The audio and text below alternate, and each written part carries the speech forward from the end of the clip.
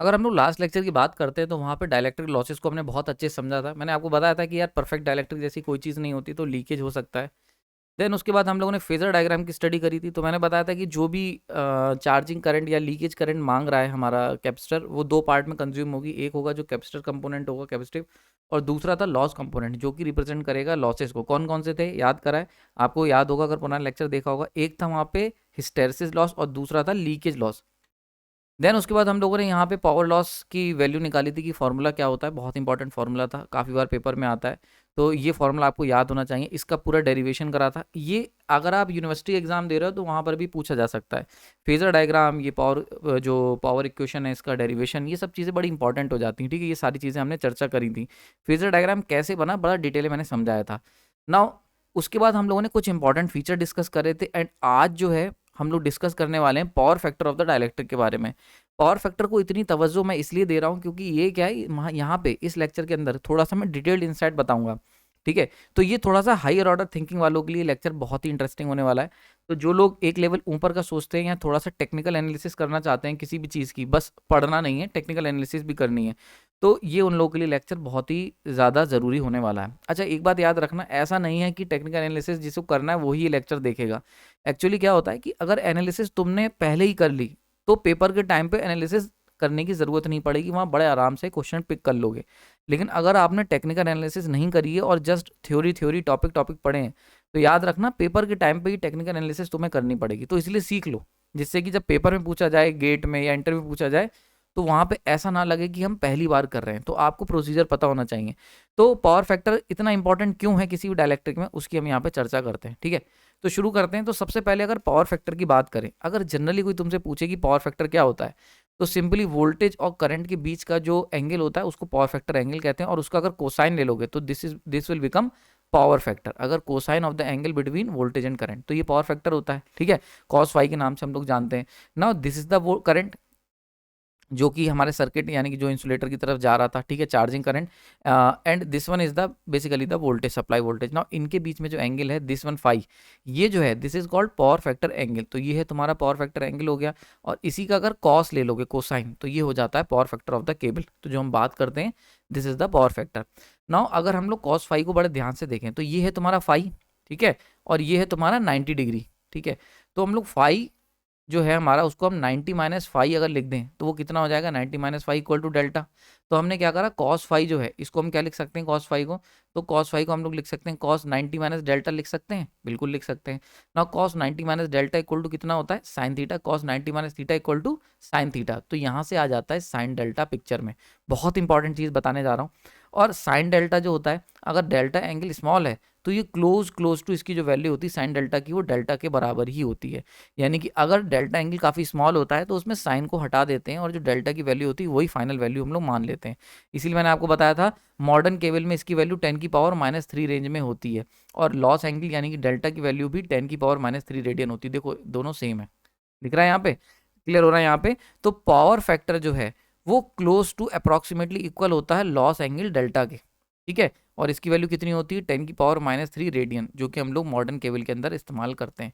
सो यानी कि यहाँ से एक बहुत इंपॉर्टेंट जो कंक्लूजन निकल के आया कि पावर फैक्टर जो है वो डायरेक्टली बता रहा है लॉसेस को।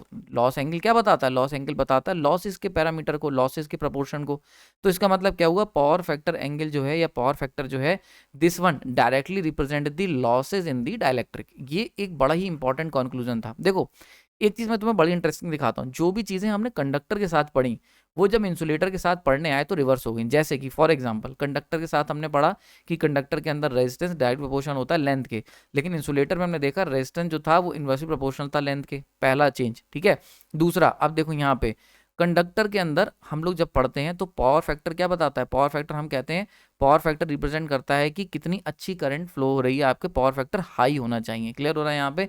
लेकिन जब हम बात करेंगे इंसुलेटर की, तो इंसुलेटर में जो पावर फैक्टर है ये रिप्रेजेंट क्या कर रहा है, ये रिप्रेजेंट कर रहा है लॉसेस को। समझ में आ रहा है। तो हम क्या चाहेंगे, पावर फैक्टर क्या होना चाहिए, कम होना चाहिए। तो जैसे कि लेंथ, कंडक्टर के अंदर हम क्या चाहेंगे कि लेंथ हमारी कम होनी चाहिए।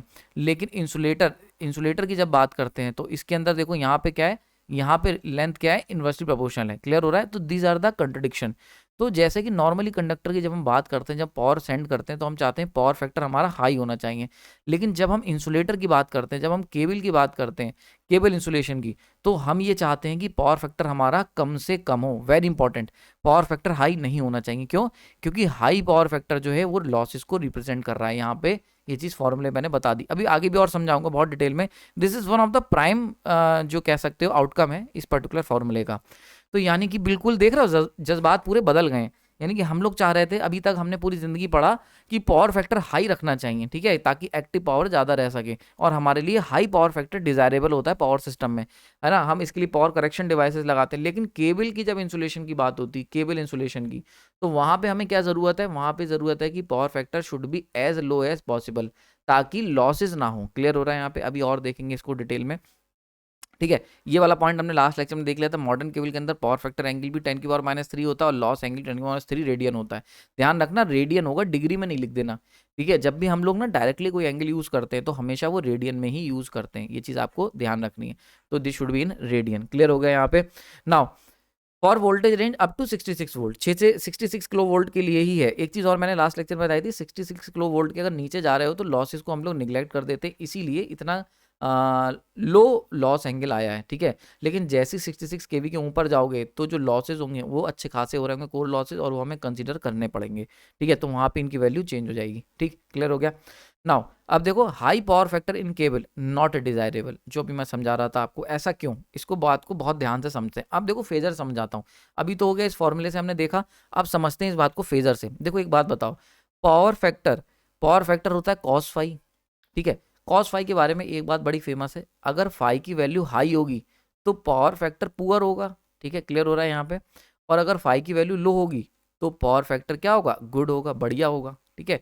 यूनिटी जो हम बात करते हैं ना, unity power factor, unity power factor का मतलब cos फाई की वैल्यू होनी चाहिए 1। ये कब होगा? जब फाई इक्वल टू 0 हो जाएगा। वेरी इंपॉर्टेंट, ठीक है। तो फाई की वैल्यू जितनी ज्यादा कम रखोगे उतना अच्छा पावर फैक्टर तुम्हें देखने को मिलेगा। तो पहले तो ये बेसिक चीज मैंने बता दी पावर फैक्टर की। अब देखते हैं यहाँ पे ना, पावर फैक्टर का यानी कि फाई जितना कम होगा उतना पावर फैक्टर हाई होगा, ठीक है। क्लियर हो रहा है यहाँ पे? अब देखो यहाँ पे पावर फैक्टर यानी कि फाई कम कब होगा?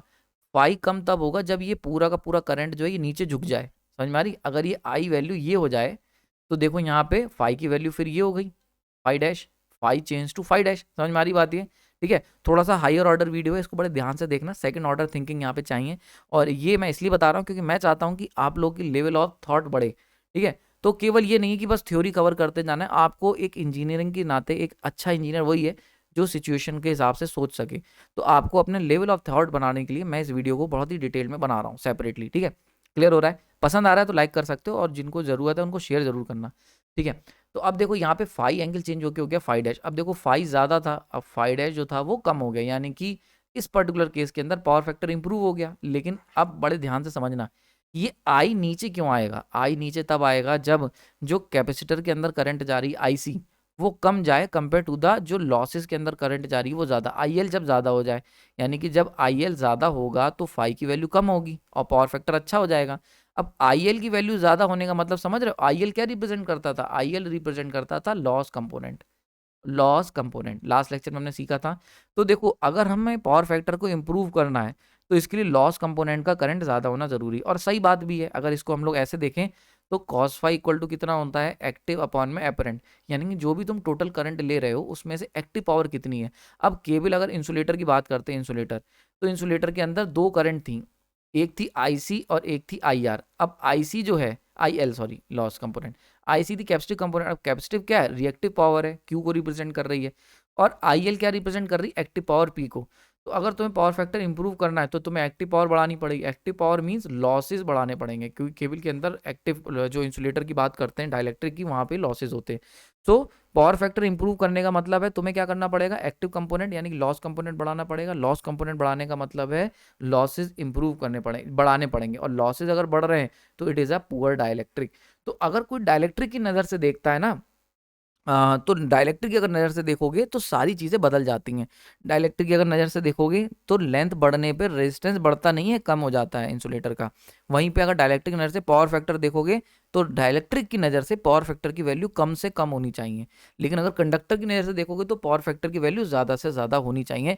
अगर सप्लाई की नज़र से देखोगे, पावर सिस्टम की नज़र से देखोगे, तो ये सारी चीज़ें आपको बड़ी इंपॉर्टेंट है।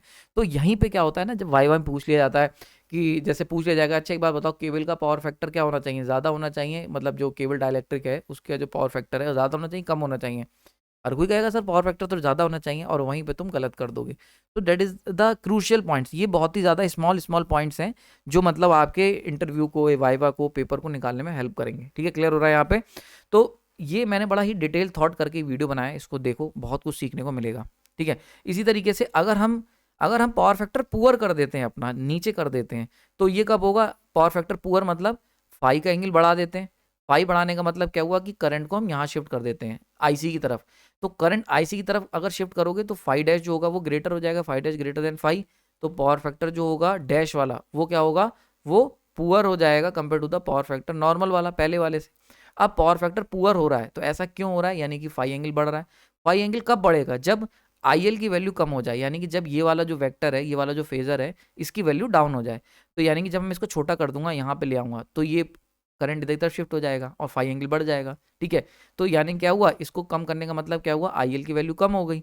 आईएल की वैल्यू कम होने का मतलब क्या हुआ? लॉस कंपोनेंट कम हो गया। और अगर लॉसेस कम होंगे तो हमारा क्या होगा? डाइलेक्ट्रिक अच्छा होगा। ठीक है, क्लियर हो रहा है यहाँ पे? तो अगर हम बात करते हैं डाइलेक्ट्रिक की नज़र से, डाइलेक्ट्रिक की, ठीक है, डाइलेक्ट्रिक की अगर नज़र से देखोगे तो बड़ा इंटरेस्टिंग, लेंथ बढ़ने पे रेजिस्टेंस कम हो जाएगा, पावर फैक्टर बढ़ने पे डाइलेक्ट्रिक पुअर हो जाएगा। समझ में आ रही बात? ये तो दोनों चीजें कॉन्ट्रडिक्टरी हैं compare to the conductor. So this is an important point. एक और इंपॉर्टेंट पॉइंट है इसी में, ऐड कर देता हूं, टेम्परेचर कोफिशिएंट। ठीक है, तो कंडक्टर में टेम्परेचर बढ़ाने पे रेजिस्टेंस जो होता है वो बढ़ता है, लेकिन अगर डाइलेक्ट्रिक की बात करें और टेम्परेचर बढ़ाएंगे तो रेजिस्टेंस क्या होगा? रेजिस्टेंस तुम्हारा रेजिस्टेंस डाउन होने लगेगा। ठीक है, क्लियर हो रहा है? सो this is NTC, negative temperature coefficient. अभी आगे इसके बारे में चर्चा होगी, इंतजार रखो थोड़ा सा। ठीक है, नाउ ये जो हम बात कर रहे थे वही चीज आ गई सामने कि भाई टेम्परेचर कोफिशिएंट का डाइलेक्ट्रिक के पावर फैक्टर पे क्या असर है। ठीक है, again this is the second order thought, यानी कि ये जो है अच्छा क्वेश्चन अगर आएगा या कहीं अच्छी जगह इंटरव्यू दोगे तो ये तुमसे पूछ लिया जाएगा। ठीक है, तो इसके बारे में भी बड़े इंटरेस्टिंग तरीके से चर्चा करते हैं। तो एक बड़ा इंटरेस्टिंग कर्व निकल के आता है, वी कर्व निकल के आता है, कुछ हद तक ये वी कर्व की तरह बनता है, यानी कि पावर फैक्टर और अगर टेम्परेचर का पावर फैक्टर ऑफ डाइलेक्ट्रिक, ध्यान रखना ये, अगर डाइलेक्ट्रिक का पावर फैक्टर और उसके टेम्परेचर के बीच में कर्व बनाएंगे तो ये वी कर्व बनता है। अच्छा, वी कर्व याद है आपको? अल्टरनेटर के अंदर हम लोग बनाते हैं, अल्टरनेटर कह लो या फिर सिंक्रोनस मशीन। अगर चाहते हो कि जल्दी से मैं इस पर वीडियो बनाऊं तो एक कमेंट सेक्शन में यार डाल देना, वी कर्व सर पढ़ा दो सिंक्रोनस मशीन का, क्योंकि मुझे पता चलता रहेगा। जैसे अभी क्या है करंटली, मैं बता दूं आपको, करंटली जितने भी कमेंट्स आ रहे हैं उसमें ज़्यादातर कमेंट जो है वो स्विच गियर प्रोटेक्शन के आ रहे हैं, स्विच गियर प्रोटेक्शन के। ठीक है, तो बहुत जल्द मैं ये स्विच गियर प्रोटेक्शन की सीरीज शुरू करने वाला हूँ। अब अभी मेरे ने ये डिसाइड नहीं करा है कि ये सीरीज जो है ये तुम्हारे पेड वाले ग्रुप पे होगी कि मेन ग्रुप पे होगी। ठीक है, लेकिन काम चल रहा है इस पे, स्विच गियर एंड प्रोटेक्शन की सीरीज पे बहुत तेजी से काम चल रहा है, क्योंकि केबल और पावर केबल्स की जो सीरीज है इसके अभी 3-4 पार्ट और बचे हुए हैं। तो स्क्रिप्ट कंप्लीट हो चुकी है और रिकॉर्डिंग चल रही है, रिकॉर्डिंग एंड पीपीटी पे काम चल रहा है। ठीक है, तो यहाँ पे मेरा काम खत्म हो गया, केबल अब पावर केबल की मैंने पढ़ाई बंद कर दी है। ठीक है, क्योंकि लगभग मैंने इस पे 15-20 दिन पूरी रिसर्च और ये आपकी स्क्रिप्ट तैयार करी थी, तो वो लेक्चर में आ रही धीरे धीरे। अब क्या है, अब ये पावर केबल का काम खत्म हो गया है, तो जो पावर सिस्टम जो है ये लगभग खत्म होने वाला है। 4-5 पार्ट के बाद ट्रांसमिशन डिस्ट्रीब्यूशन वाला जो मेजर पोर्शन है खत्म हो जाएगा। फिर यार थोड़े दिन ना मैं किसी और टॉपिक पे स्विच करूंगा, तो स्विच गियर प्रोटेक्शन पे ज़्यादातर है, मतलब 90% चांस है कि स्विच गियर प्रोटेक्शन अगला पार्ट होगा। तो ये अभी ये डिसाइड नहीं हुआ है कि पेड वाले ग्रुप में रहेगा कि अनपेड रहेगा, ये लास्ट मोमेंट में डिसाइड करूंगा जैसा मेरे को सही लगेगा। ठीक है, तो आप लोग जिन्होंने ज्वाइन कर रखा है उसे ज्वाइन कर लो, और नहीं कर रखा है तो जैसा रहेगा, अभी कुछ कह नहीं सकते। खैर, तो स्विच गियर एंड प्रोटेक्शन जो है इसके ऊपर अब काम चल रहा है, क्योंकि बहुत ज़्यादा रिक्वायरमेंट आ रही है। तो अगर आप चाहते हो कि मैं सिंक्रोनस मशीन स्टार्ट कर दूं दोबारा, तो जरा कमेंट सेक्शन में उस तरीके से आप लोग बताना, तो साइड बाय साइड उसको चलाने की कोशिश करेंगे। देखो एक्चुअली क्या होता है ना, 2 प्रोजेक्ट एक बार में चलाना बड़ा मुश्किल है, क्योंकि मैं क्या करता हूँ, मैं नॉर्मल कन्वेंशनल टीचिंग की तरह नहीं है कि भाई टॉपिक पढ़ा और पढ़ा दिया। मेरे को पूरा उसमें उतरना पड़ता है, मूवी की तरह बनाता हूँ मैं। ठीक है, तो मेरे को पूरा उसके अंदर डूब के काम करना पड़ता है। तो एक बार में एक ही सब्जेक्ट में एक माइंडसेट बना के डूब सकता हूँ। जैसे केबल पढ़े तो केबल में डूब के पढ़ा और डूब के मैंने ये सारे नोट्स बनाए, इतना कुछ लेके निकला। तो ऐसे ही अगर मैं बनाऊंगा तो या तो सिंक्रोनस मशीन पकड़ूंगा या स्विच गियर प्रोटेक्शन, तो आप लोग आपस में डिसाइड कर लो, और अगर कहोगे तो वोटिंग करा लेते हैं, जैसा जिसका वोटिंग रहेगी उस हिसाब से हम लोग इस पे काम करेंगे। खैर अभी 99% चांस है कि स्विच गियर प्रोटेक्शन अगला टॉपिक हमारा होने वाला है, ठीक है।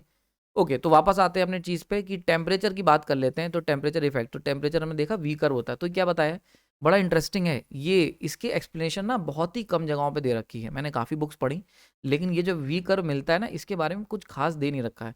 तो बहुत इंपॉर्टेंट है कि पावर फैक्टर जो है वो शुरुआत में रिड्यूस होगा टेम्परेचर बढ़ने पे, ठीक है, और एक मिनिमम वैल्यू तक जाएगा and then rise again with the increase in temperature. अब देखो इस बात को, ये तो अगर किसी को ये बात मैं जो बताने जा रहा हूँ ये लाइन पढ़ के कुछ समझ नहीं आया होगा, इस बात को जरा आप दूसरे एंगल समझते हैं।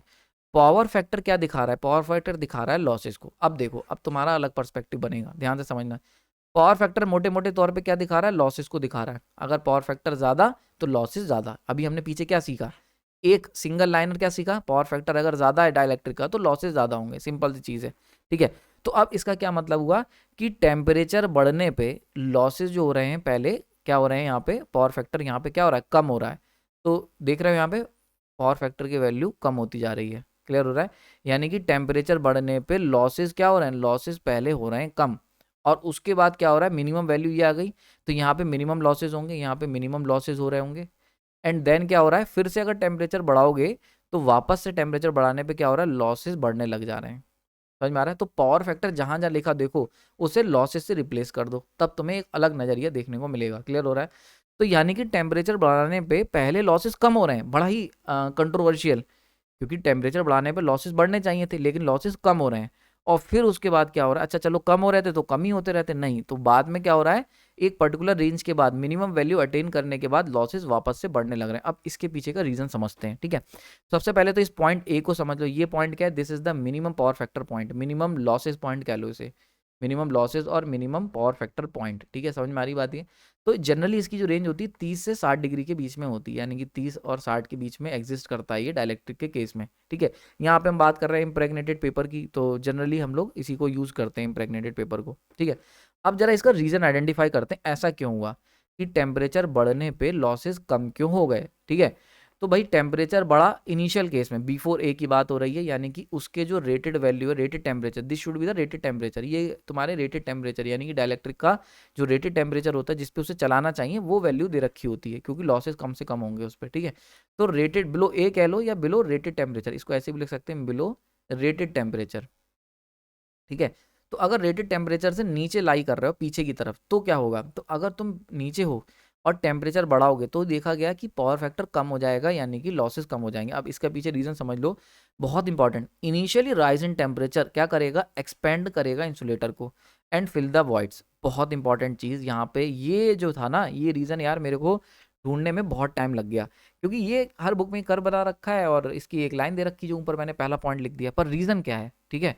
और मैं हमेशा कोशिश करता हूँ कुछ भी रटाऊँ ना, हर चीज़ के पीछे एक लॉजिकल रीजन आपको दूँ।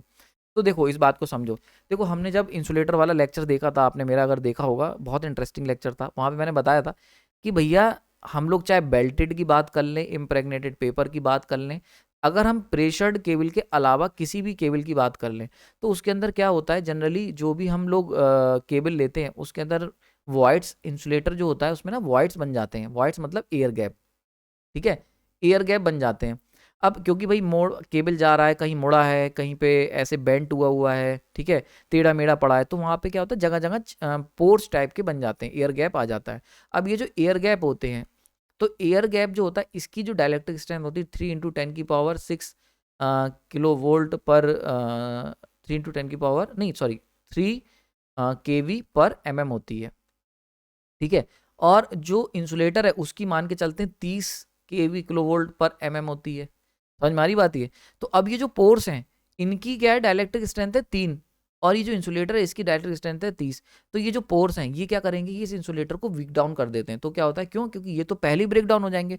तो जैसे ही वोल्टेज 3 किलो वोल्ट पर mm को पार करेगा तो वैसे ही ये जो डाइलेक्ट्रिक के अंदर जो गैप बने हुए हैं, जो एयर है वो क्या होगी, वो ब्रेक डाउन हो जाएगी। तो वो जब अगर ये ब्रेक डाउन हो गए तो ये क्या करेंगे, डाइलेक्ट्रिक कमजोर करेंगे और डाइलेक्ट्रिक अल्टीमेटली ब्रेक डाउन हो जाएगा। समझ में आ रही बात ये? तो ये जो पोर्स हैं, जो वॉइड्स हैं, ये बिल्कुल विलेन की तरह काम करते हैं, ये छेद की तरह काम करते हैं। तो भाई इनमें अगर ब्रेक डाउन हुआ तो पूरा इंसुलेटर ले डूबते हैं। तो भैया छेद नहीं होने चाहिए। आपको याद होगा मैंने बताया था इसी काम के लिए स्क्रीन्ड केबल यूज करें हमने, उससे भी पूरी तरीके से नहीं काम चला, तो हम लोग प्रेशर्ड केबल ऑयल और गैस की तरफ चले गए थे। ठीक है, समझ में आ रही है? तो इसकी वजह से हम लोग ऑयल और गैस वाले केबल की तरफ शिफ्ट हो गए थे, क्योंकि उनके अंदर हमने क्या करा था, जहां छेद बनेगा वहां तुरंत ही गैस और ऑयल आके उसको भर देता था। तो इस तरीके से वहां पे ये एयर गैप होने के चांसेस बहुत कम थे। लेकिन जनरली जो हम इंसुलेटर यूज करते हैं वो प्रेशर्ड केबल नहीं होते, क्योंकि वो अबव 66 केवी यूज होते हैं। हम बात कर रहे हैं बिलो 66 केवी की। तो जनरली जो हम लोग यूज करते हैं वो या तो बेल्टेड होगा, 3 कोर होगा, या फिर इम्प्रेगनेटेड पेपर होगा, सिंपली स्क्रीन्ड होगा। इम्प्रेगनेट पेपर तो सब में होता है, स्क्रीन्ड होगा। तो वहाँ पे क्या होता है, वॉइड्स बनने के चांसेस बहुत होते हैं। तो अब हुआ क्या, जैसे ही हम लोगों ने इनिशियली टेम्परेचर बढ़ाया, तो टेम्परेचर बढ़ाने से क्या हुआ, इंसुलेटर एक्सपेंड होगा। ठीक है, इंसुलेटर एक्सपेंड होगा। अब जब इंसुलेटर एक्सपेंड होगा तो क्या होगा, ये छेद भर जाएंगे। आपने देखा होगा मोबाइल पे कभी कभी हम लोग मोबाइल के ऊपर जब शीट लगवाते हैं, ठीक है, कवर, तो आपने देखा होगा मोबाइल के ऊपर जब तुम ये क्या कहते हैं इसे, आई थिंक टेम्पर्ड ग्लास कहते हैं, तो जब इसे लगाते हो तो जगह जगह एयर फंस जाती है। ठीक है, तो हम लोग क्या करते हैं, हम लोग उसे हॉट, उससे गर्म करते हैं, तो जिससे क्या होता है ये तुम्हारा, अच्छा, और ये क्या होता है, सही से अगर मान लो फिट नहीं हो पाता है तब भी हम उसे रख देते हैं। उसके बाद हम लोग क्या करते हैं, उसे हॉट एयर से इसके ऊपर हॉट एयर मारते हैं। हॉट एयर क्या करती है, उसको सेटल डाउन कर देती है, थोड़ा सा एक्सपेंड होता है ग्लास, एयर जो होती है उसके अंदर से बाहर निकालने का काम आसानी से हो जाता है। तो एयर गैप जो होते हैं ना, ये अब भाई मान के चलते हैं एयर गैप है और ये हमने इंसुलेटर के अंदर रख रखे हैं, तो जैसे ही टेम्परेचर बढ़ेगा तो इंसुलेटर एक्सपेंड होगा, एक्सपेंड होगा तो ये जो पोर्स थे ये क्या होंगे, फिल हो जाएंगे। क्योंकि अब क्या होगा, ये इंसुलेटर जब एक्सपेंड करेगा तो ये पोर जो होंगे इनके ऊपर दबाव पड़ेगा और एयर यहाँ से निकल जाएगी। तो इससे क्या होता है, बड़ा स्मूथ हम लोग एयर गैप को फिल कर देते हैं। तो इनिशियली क्या हुआ, एयर गैप फिल हो गए। अब अगर एयर गैप फिल हो गए, ठीक है, तो अगर एयर गैप फिल हो गए तो ऑब्वियस सी बात है, जो तुम्हारा डाइलेक्ट्रिक ब्रेकडाउन हो रहा था वो नहीं होगा। अच्छा, डाइलेक्ट्रिक ब्रेकडाउन नहीं होगा यानी कि इंसुलेटर की स्ट्रेंथ बढ़ रही है। ठीक है, इंसुलेटर की अगर डाइलेक्ट्रिक स्ट्रेंथ बढ़ेगी, ठीक है, तो अगर डाइलेक्ट्रिक स्ट्रेंथ इंसुलेटर की तगड़ी होगी तो इंसुलेटर का रेजिस्टेंस भी बढ़ेगा, कि अब बढ़िया वाला इंसुलेटर है। क्योंकि एयर जो होती है वो वीक इंसुलेटर है, लेकिन मान लेते हैं इम्प्रेग्नेटेड पेपर है, ये बढ़िया इंसुलेटर है। तो जब एयर गैप हट जाएंगे तो इंसुलेटर की स्ट्रेंथ बढ़ेगी, इंसुलेटर स्ट्रेंथ बढ़ेगी तो रेजिस्टेंस बढ़ जाएगा इंसुलेटर का। अब अगर इंसुलेटर का रेजिस्टेंस बढ़ेगा तो लीकेज करंट, जो लीक करंट आ रहा था वो कम हो जाएगा, क्योंकि लीक करंट जो होगा, लीक करंट वो क्या होगा, वो इन्वर्सली प्रोपोर्शनल होगा आर इंसुलेटर के, जितना ज़्यादा इंसुलेटर का रेजिस्टेंस उतना कम लीकेज करंट। तो इससे क्या होता है, लीकेज करंट कम हो जाता है। एंड लीकेज करंट जब कम होगा तो लॉसेज ऑटोमेटिकली कम हो जाएंगे। समझ में आ रही है? तो लीकेज करंट कम होगा तो क्या होगा, उसके जो लॉसेज हैं वो भी कम हो जाएंगे। तो इसीलिए डाइलेक्ट्रिक की परफॉर्मेंस जो होती है वो इंप्रूव हो जाती है। क्लियर हो रहा है यहाँ पे? तो लॉसेज कम हो जाते हैं, लीकेज करंट कम हो जाता है। क्यों? क्योंकि डाइलेक्ट्रिक स्ट्रेंथ बढ़ जाती है एयर गैप के हटने से और इंसुलेटर की स्ट्रेंथ बढ़ जाती है। आई होप मजा आया होगा, समझ में आ रहा होगा, बिल्कुल कोई सब कुछ क्लियर हो रहा होगा। ठीक है, तो ये चीज़ क्लियर हो गई। यहाँ पे बता भी रखा है कि मिनिमम मिनिमम पावर फैक्टर जो होता है वो आई थिंक लाई करता है, मतलब आई थिंक क्या फैक्ट है ये, 30 से 60 डिग्री के बीच में। ठीक है, depends on the type of insulation. Now ये हो गया आधा पार्ट। अब बात करते हैं नेक्स्ट पार्ट की, भैया कि यहाँ तक तो चलो ठीक है, यानी कि यहाँ पे अगर हमारा इंसुलेटर होगा, यहाँ पे इंसुलेटर के अंदर पोर्स होंगे, ठीक है, तो लीकेज करंट ज़्यादा होगा। ठीक है, अब क्या होगा, जैसे जैसे टेम्परेचर बढ़ा तो पोर्स क्या होंगे, पोर्स कम होते चले जाएंगे, 3 रह गए। देन यहाँ पे मान के चलते हैं कोई पोर्स नहीं है, तो लीकेज करंट जो होगा वो बिल्कुल मिनिमम हो गया होगा। अब लीकेज करंट मिनिमम तो लॉसेस भी मिनिमम। ठीक है, आई होप बिल्कुल समझ में आ गया। अच्छा, यहाँ से मतलब मिनिमम वैल्यू अटेन करने के बाद वॉइड्स भर गए, उसके बाद अगर हमने टेम्परेचर बढ़ाया तो भाई साहब क्यों लॉसेस बढ़ गए, यहाँ से वापस देखो लॉसेस गेन कर गए।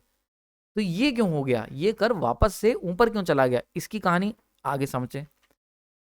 आफ्टर ए यानी कि रेटेड वैल्यू अटेन करने के बाद, मिनिमम वैल्यू अटेन करने के बाद, पावर फैक्टर ने जब यहाँ पे मिनिमम वैल्यू पा ली, उसके बाद क्या हुआ, तो वहां से अगर हम टेम्परेचर बढ़ाते हैं तो पावर फैक्टर वापस से बढ़ने लगेगा, मतलब लॉसेस इंक्रीज करने लगेंगे। इस तरीके से रीजन समझो, बहुत इंटरेस्टिंग। आफ्टर फिलिंग दी वॉइड्स, एक बार अगर गैप भर गए तो जो भी एक्स्ट्रा टेम्परेचर तुम राइज करोगे वो क्या करेगा, वो डिग्रेड करेगा इंसुलेटर की परफॉर्मेंस को। बहुत ही इंटरेस्टिंग, इस बात को समझो। हमने याद करो जब हमने एक लेक्चर लिया था मैंने कि science behind the NTC temperature coefficient, याद है? तो मैंने आपको बताया था इस तरीके का चार्ट याद रखो, ये हो गया आपका resistance and this one is the temperature. तो 3 तरीके के मटेरियल दुनिया में पाए जाते हैं, या तो वो कंडक्टर होंगे, ठीक है, या फिर होंगे अलाय होंगे, या फिर होंगे इंसुलेटर। ठीक है, तो ये 3 तरीके के पॉसिबल हैं यहाँ पे। क्लियर हो रहा है यहाँ पे? तो देखो सबसे पहले हम बात करते हैं, अगर कंडक्टर है तो कंडक्टर का जो नेचर होता है वो होता है पीटीसी, पॉजिटिव टेम्परेचर कोफिशिएंट। इसका क्या मतलब हुआ कि टेम्परेचर अगर बढ़ाओगे तो रेजिस्टेंस बढ़ेगा। पॉजिटिव मतलब जैसा तुम कहोगे वैसे हम करेंगे। ठीक है, दूसरे मटेरियल होते हैं इंसुलेटर और सेमीकंडक्टर, इस कैटेगरी में आते हैं। वो होते हैं एनटीसी। एनटीसी का मतलब नेगेटिव, नेगेटिव टेम्परेचर कोफिशिएंट। इनका मतलब क्या हुआ, अगर टेम्परेचर बढ़ाओगे तो रेजिस्टेंस इनका डाउन हो, या रेजिस्टिविटी कह लो, मैंने यहाँ रेजिस्टेंस लिख दिया, बेसिकली रेजिस्टिविटी होती, तो रेजिस्टिविटी डाउन होती चली जाएगी। ठीक है, क्लियर हो रहा है यहाँ पे?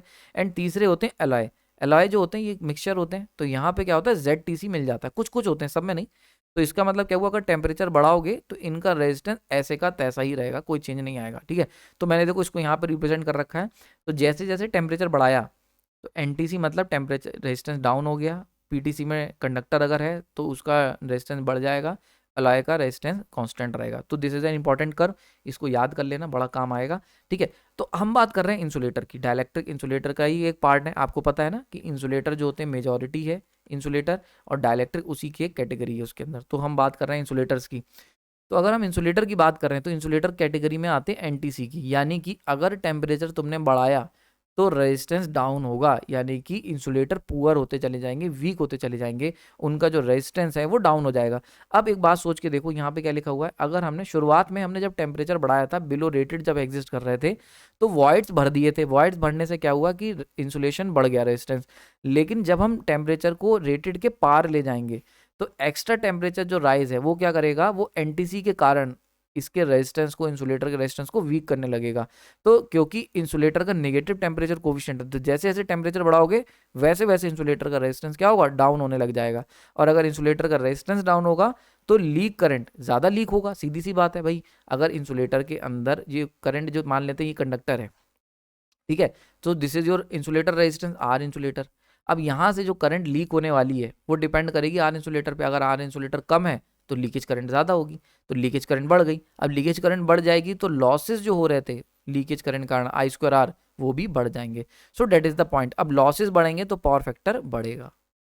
तो दिस इज द पॉइंट। तो आई होप ये जो कॉम्प्लेक्स है, इतना कॉम्प्लेक्स जो कर्व है और जो आइडिया है वो मैं आपको सिंप्लीफाई कर पाऊंगा। मेरी पूरी कोशिश रहती है कि 3-4 दिन में ज़्यादा ले लूँ यार, लेकिन कॉन्सेप्ट को सिंप्लीफाई कर सकूं। देखो मैं खुद कॉम्प्लेक्स चीज़ें नहीं समझता हूँ, बहुत ही ज़्यादा सिंपल तरीके से मैं चीज़ें समझता हूँ, और वैसे ही कोशिश करता हूँ कि आपको डिटेल में सिंप्लीफाई कर सकूँ। क्योंकि देखो ये सारी चीज़ें ऑलरेडी लोगों ने किसी न किसी ने पढ़ाई होंगी या किसी न किसी बुक में दे रखी हैं, तो उसकी कोई वैल्यू नहीं है जब तक कि वो आपको समझ में ना आ सके। तो पूरा का पूरा इस चैनल का मोटो यही है कि हम सिंप्लीफाई कर सकें इलेक्ट्रिकल इंजीनियरिंग को, और जस्ट कॉमन सेंस वाली चीज़ बना सकें। तो डेट इज़ माई एफर्ट। ठीक है, क्लियर हो गया यहाँ पे? तो आई होप आपको ये चीज़ें समझ में आ रही होंगी। नाउ अब दूसरा हम कर लेते हैं, पावर फैक्टर और वोल्टेज का क्या रिलेशन है ये भी समझ लेते हैं। तो ये थोड़ा सिंपल है, इसमें कोई बहुत ज़्यादा चीज़ है नहीं। हमें पता है पावर फैक्टर किसको रिप्रेजेंट करता है, लॉसेस को। अभी हमने बताया, बार बार ये बात याद रखना, ठीक है, डायलैक्ट्रिक्स में। तो भाई अगर सीधी सी बात है, वोल्टेज बढ़ाओगे, वोल्टेज अगर बढ़ाओगे तो क्या होगा, वोल्टेज बढ़ने से increase in dielectric stress, dielectric stress बढ़ेगा। ठीक है, डायलैक्ट्रिक स्ट्रेस बढ़ेगा तो जो वॉइड्स और एयर गैप्स जो बने हुए थे, ठीक है, वो क्या होगा, वो वीक कर देंगे इंसुलेशन को। देखो ऑब्वियस सी बात है, अगर हम इंसुलेटर की बात करते हैं तो इंसुलेटर के अंदर ये गैप आ गए हैं। ठीक है, अब ये जो गैप है इनके अंदर एयर भरी है, एयर की डायलैक्ट्रिक स्ट्रेंथ 3 किलोवोल्ट पर mm, इंसुलेटर की 33 किलोवोल्ट पर mm। ठीक है, ठीक है, तो ये चीज़ समझ में आ गई इस तरीके से। अब देखो, अब जैसे ही तुम्हारा वोल्टेज तुम बढ़ाना शुरू करोगे तो जैसे ही 4 किलोवोल्ट पर mm हुआ तो ये ब्रेक डाउन होने लगेंगे एयर गैप में। अब जैसे ये ब्रेक डाउन होंगे तो ऑब्वियस सी बात है, ब्रेक डाउन होने से क्या हुआ, ब्रेक डाउन होने से इंसुलेटर क्या हुआ, धीरे धीरे कंडक्टर की तरफ जाने लगेगा, कंडक्टर बनने लगेगा। मतलब अपनी जो इंसुलेशन है, यानी कि जो करंट को, लीकेज करंट को रोकने की क्षमता है वो खोने लगेगा। तो जैसे जैसे वोल्टेज बढ़ाओगे तो स्ट्रेस बढ़ेगा और ब्रेक डाउन होना स्टार्ट हो जाएगा, और वॉइड्स और एयर गैप जो होंगे ये क्या करेंगे, इंसुलेशन को वीक डाउन करेंगे, जिससे क्या होगा, अर्ली ब्रेक डाउन स्टार्ट हो जाएगा। अब अर्ली ब्रेक डाउन अगर स्टार्ट हो गया, ब्रेक डाउन का मतलब ही होता है कि इंसुलेटर क्या बन रहा है, कंडक्टर बनता जा रहा है, तो लीकेज करंट की वैल्यू बढ़ जाएगी। क्यों? क्योंकि अब क्या होगा, ब्रेक डाउन का मतलब आर इंसुलेटर क्या हो रहा है, वीक होना शुरू हो रहा है, तभी तो कंडक्टर बनेगा धीरे धीरे। तो इससे क्या होगा, लीक करंट बढ़ेगा, लीक करंट बढ़ेगा, लॉसेस बढ़ेंगे, लॉसेस बढ़ेंगे तो पावर फैक्टर बढ़ेगा। तो इसीलिए क्या होता है, यहाँ पे देख सकते हो ये वाला पॉइंट। तो ये देखो यहाँ पे क्या है, वोल्टेज पहले बढ़ रहा था तो कोई खास असर नहीं था, लेकिन यहाँ पे क्या हुआ, वॉइड्स ब्रेक डाउन हो गए। वॉइड्स या फिर एयर गैप जो थे वहाँ पे ब्रेकडाउन स्टार्ट हो गया। और देखो उनके ब्रेकडाउन स्टार्ट होती एकदम से पावर फैक्टर की वैल्यू बढ़ गई। ठीक है, समझ में आ रहा है? तो देखो यहाँ पे थोड़ा साफ कर देते हैं। यहाँ पे देखो, यहाँ तक वॉइड्स और एयर गैप जो थे वो ब्रेकडाउन नहीं हुए। ठीक है, तो नो ब्रेकडाउन, यहाँ पे कोई दिक्कत नहीं है। ठीक है, तो लॉसेस कम थे, पावर फैक्टर लो था। लेकिन यहाँ पे क्या होगा, एकदम से जो एयर गैप है, तो देखो मान के चलते इंसुलेटर, तुम्हारा इंसुलेटर का ब्रेकडाउन स्ट्रेंथ यहाँ पर है, इंसुलेटर जो खरीद के लाए हो वो ब्रेकडाउन यहाँ पर होगा, इंसुलेटर ब्रेकडाउन वोल्टेज, तो इतना तो हमने दिया ही नहीं है। लेकिन एयर गैप जो है वो तो यहीं पे ब्रेकडाउन हो जाएगा। तो यहाँ पे क्या होगा, एयर गैप ब्रेकडाउन स्टार्ट, तो यहाँ पे ये स्टार्ट हो जाएगा एक ब्रेकडाउन। और जैसे ही ब्रेकडाउन स्टार्ट होगा तो लीकेज करंट देखो एकदम से बढ़ने लगा, लीकेज करंट बढ़ने लगेगा। और इससे क्या होगा, लॉसेस बढ़ने लगेंगे, जिसकी वजह से पावर फैक्टर बढ़ने लगेगा। तो यहाँ पे इस तरीके से, तो this is a very simple part, voltage बढ़ाओगे तो पावर फैक्टर का कर्व बढ़ना शुरू हो जाएगा। आई होप आपको लेक्चर पसंद आया होगा, ये डिटेल इंसाइट पसंद आई होगी, बहुत कुछ सिखाने की कोशिश करी है। फिर भी अगर कोई डाउट है तो कमेंट सेक्शन में डाल सकते हो। इसका अगर आपको पीडीएफ वर्जन चाहिए तो आप ग्रुप ज्वाइन कर लो, बहुत कुछ उस ग्रुप पे आने वाला है, आने वाले समय में बहुत कुछ मैं प्लान कर रहा हूँ। और साथ ही साथ अगर आप चाहते हो किसी भी एग्जाम की तैयारी कर रहे हो तो ये जो प्राइम ग्रुप है इसको ज्वाइन करना आपके लिए मस्ट है। बहुत कुछ वहाँ पे मैंने इन डेप्थ लेक्चर्स डाले हुए हैं। आपने अपना कीमती समय दिया उसके लिए धन्यवाद। इसी तरीके की वीडियोस के लिए आप हमारे चैनल को सब्सक्राइब करें और कंप्लीटली जुड़ जाएं मेंबरशिप से। जस्ट 60 रुपीज़ कॉस्ट है पर मंथ। ठीक है, इतना तो यार चाय ही पी लेते हो। Thank you.